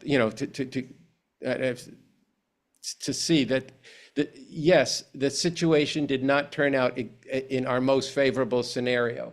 It's not as favorable, but the actual conditions still exist, and we can't actually say right now how unfavorable it is. I really want to emphasize this. I don't know what this motherfucker is going to do in the next couple of days and what people are going to be awakened to. And, look, I've just been biting my tongue on saying this, but there were some events during this election. You just think about who just won. 91 indictments, 2 impeachments, 2 assassination attempts. There's all kinds of things that can happen. I'm not advocating anything, but frankly, in July, for the turn of a head, the whole history of this summer would have been different. I don't know what's going to happen, and neither does anybody else listening here. But what I do know, and what Bob Avakian has said, is that this irreconcilable contradiction, the radical resolution of how this country is going to be run, is still up for grabs if we say what we have to say about it. If you leave it to the Democrats and you wait, then yeah, game over, okay? They will not fight this. I said that 10 times today. He says it over and over again. They will not fight it in any way that resolves this. But we have something to say, and we are hundreds of millions of people. And we got to start getting the thousands to get the millions, and we have to do it now. I'll just say this to the RevComs and to include myself in that, to the RevCom Corps for the Emancipation of Humanity. There is no time to waste right now. We have to get busy and get people listening to the social media, but not just that. We have to organize this RevCom Corps for the Emancipation and build a force that's serious and people see is serious, that's joining in the resistance with discipline, with elan, with confidence and strategic confidence that the masses of people could defeat this. And I see some of the comments there, oh, he's just blowing hot air out here, or a little bit. This is not hot air, this is real. But the fact that you're raising it that way is you're not actually thinking about what could be and what's needed. You see, you're not thinking about what's actually needed. You're not looking at the situation. You're saying, well, I'm not for the Democrats. I'm gonna, just bring food to the homeless. So fine, bring food to the homeless, but that is not going to get rid of fascism or whatever social welfare you're doing, no matter how much you try to dress it up in socialist or anarchist rhetoric. It's not going to get rid of what we're facing here. But there is a way out, and it's a great way out, because there is a constitution and a different way we could be living. So yes, I'm on a soapbox about that, but I'm not going to apologize for that, because we actually need to get organized for an actual revolution. And yes, we have to resist with everything we've got, every motherfucking move these people take. We can't let them get away with a thing, and then we'll see. We'll see this. There was a great rock and roll band called The Clash, and they had a symbol on their album, so the future is unwritten. That is true. It's unwritten. You don't know, and I don't know what's possible right now, but I know what's possible. You don't know what's going to be, and I don't know what's going to be, but I do know what's possible only if we struggle for what I'm talking about and what Bob Avakian's talking about. Paul, we're nearing Yeah, I'll be a quick. 2-hour mark. So if Yeah. you could, I'll be quick. I want you to give a closing remark, but I brevity is key, my dear. consistent with what Andy was just saying. I love Mao's comment that Marxists are not fortune tellers. There's laws of history, and then there's the real shit that happens. Shit happens, and if not for COVID breaking out, and if not for the videotaping of George Floyd's murder, well, we'd probably be looking at Trump's attempt at a third term right now. Biden would never have gotten there. I did understand the questioner's question. I think that the extent of the appeasement and the Weimar and Vichy-like language of Kamala's and Biden's speeches reflect, among other things, this shock and surprise at the extent of Trump's quote-unquote mandate. I don't think people expected to be beaten, not just in the Electoral College, but also by 4 or 5 million in the popular vote. And I think people expected there to be a tussle after the election, a fight over some contested states and all of that. But we don't know that they're not going to be at each other's throats. It's still too early. That's just the election. There are some really big policy divisions, and I don't want to go into all of them, but there are some big foreign policy differences. And there's a big part of the American imperial establishment that is not comfortable with Trump's position on the North Atlantic Treaty Organization and on Ukraine and on American imperialism. And I don't think we've seen the last of that. And I really think Andy made a very good point, too, that the actions of the masses and activists as they enter the historical process, if they do, which they must, is going to force the hand, right? Kind of like how George Floyd rebellion forced the hand. And there was a tussle and division within the ruling class. Trump wanted to shoot him in the legs. He wanted to declare the Insurrection Act. He wanted to shut the whole thing down. He wanted bloody murder. We may find ourselves on some of the spark points of fighting this agenda. We may find ourselves in the streets provoking a reaction that in turn will provoke differences within the ruling class. And I'll wrap up by saying I don't need life or death divisions within the ruling class personally. I never have in order to advocate the socialist radical reconstruction of American society. Obviously, that's part of the context for revolutionary moments.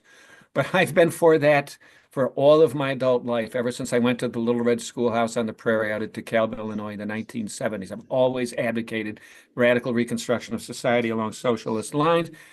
Capitalism is destroying livable ecology. Capitalism will, as long as it survives, will always create space within which fascism can arise.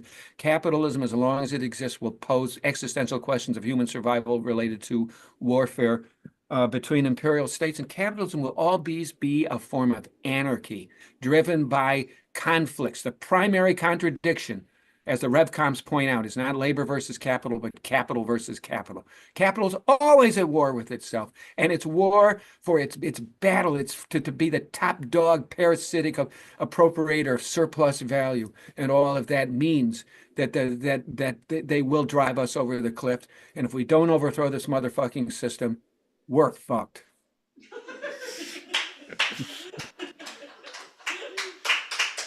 Okay.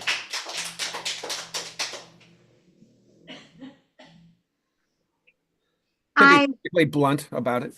yeah. I we're at the 2 hour mark. So I'm gonna end it for now. What what we began to get into tonight, these are conversations that we need to be having everywhere. Somebody said something about how do I talk to my friends or family?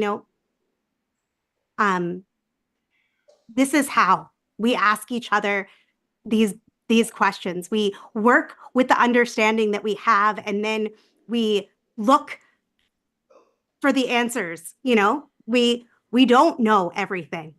And we don't actually know all of what it's going to take to even what resistance needs to look like. And we do need action. We do need action, but before the consolidation happens. We do need people to be refusing now, not later. The fact that fascists will have state power in the most powerful, thus and dangerous country in human history. We will need to do that, but figuring out what action we need to take without having conversations like this is extremely dangerous and will lead to failure. So I just want to put that out there, and that doesn't mean that we don't need to talk about what it means to unite all who can be united to resist, to refuse fascism in the name of humanity. So I want to thank again, Paul and Andy, for joining me. I want to thank you all for tuning in, for sharing your questions, your disagreements, your appreciations, your overall engagement. The resources that you were sharing, it all mattered. You can read more from and stay connected with Paul via his Substack, the Paul Street Report, which is paulstreet.substack.com. And you can find Andy over on the YouTubes at youtube.com/the RevComs. They air their show on Thursdays at 8 p.m. Eastern Time, usually. You can catch me and the Refuse Fascism podcast. We upload on Sunday nights. Search for Refuse Fascism wherever you get your podcasts, or sign up at refusefascism.org to get them in your inbox each week. We're going to need a lot more going forward. And we have a lot of work to do, as people laid out, and a whole better future to fight for. And to do that, we need your support to even do these kind of events. So please consider making a generous donation to Refuse Fascism so we can keep this podcast going, and actually not just keep it going, but grow it in this moment. where there's such a need. So you can donate at refusefascism.org or look in the comments for more information. I know people were wondering about getting shirts, so hopefully someone dropped that comment in the chat on YouTube. I think that was where the question was. And I'm just going to end with how I usually end, which now we need to be projecting society-wide in a much bigger way. In the name of humanity, we refuse to accept a fascist America. Good night.